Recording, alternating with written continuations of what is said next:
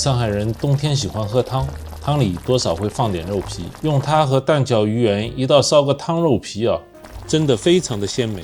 做法很簡單，但要注意肉皮燒煮時間。湯肉皮要用特厚的肉皮燒才好吃，普通的肉皮和它比起来要薄一大圈。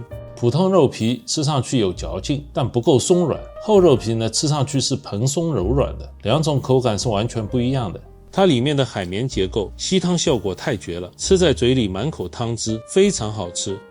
取2小塊特厚肉皮，用冷水浸泡30到60分鐘，浸好以後你看厚吧？傳統的三靈堂肉皮都是用油炸的，所以肉皮泡好以後表面會有層浮油，千萬不要用手去搓，用手搓容易碎。只要切成小塊以後，焯一下水，油就可以去掉了。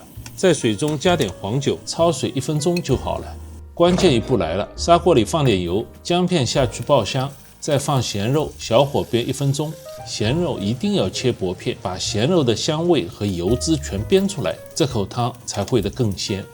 要加足開水，大火燒開後轉中火，加少量黃酒、胡椒粉，加入蛋餃，中火煮5分鐘，再放入特厚肉皮。魚圓也放進去，肉皮煮5分鐘，千萬不要煮過頭啊！這種厚肉皮炸得比較透，多燒就沒有口感了。